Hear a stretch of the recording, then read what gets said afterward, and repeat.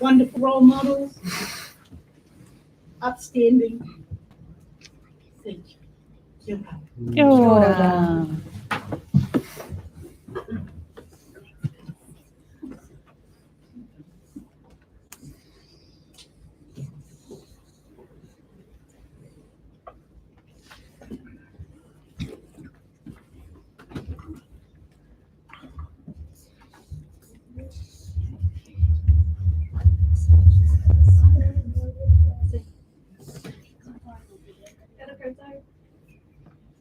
Okay.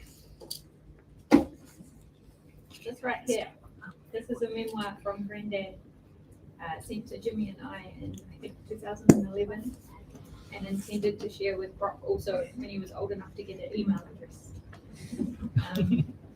which he was not in 2011. This year is titled Europe by Caravan, 1987, and it is Granddad's impressions, reactions, and comments from the Vellen tour around England, France, and Spain.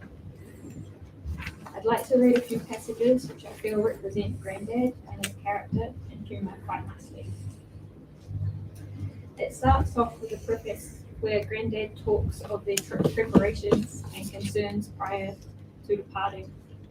Concern number 3. There was a concern at the back of our minds which both of us were hesitant to talk about.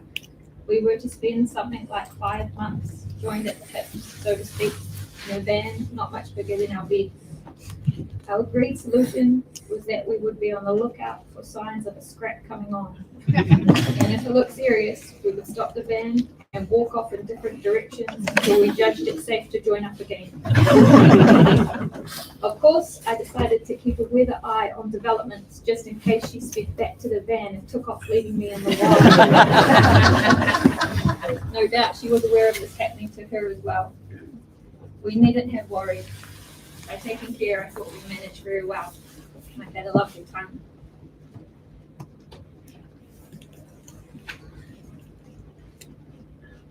A note on that, I think Grandma would have smoked Granddad should she have needed to walk back and leave him in the dust in the wild farm.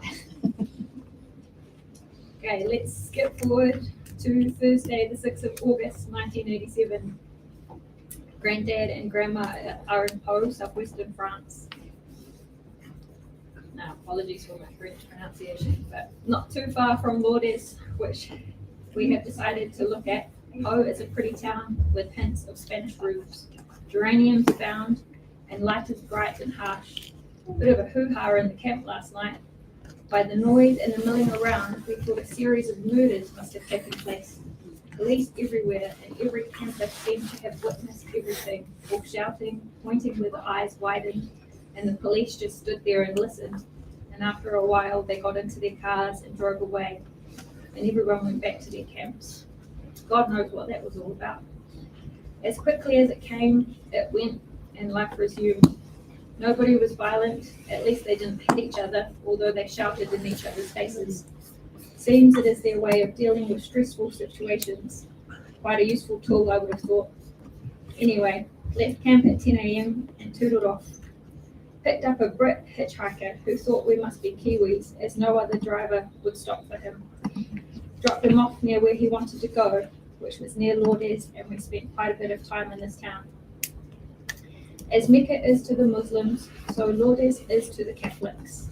The lame and the sick come here in droves and from virtually all corners of the earth, judging by the array of buses pulling in during the day.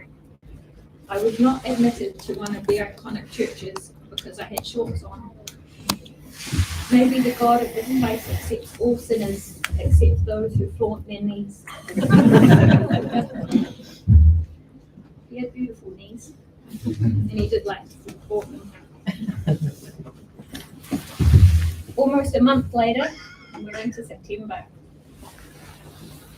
September 13th, 1987, it's a Sunday, and sea. Cool night and another good sleep. Nice views across the lake to granite blocks, French Alps as a backdrop. While washing our breakfast dishes,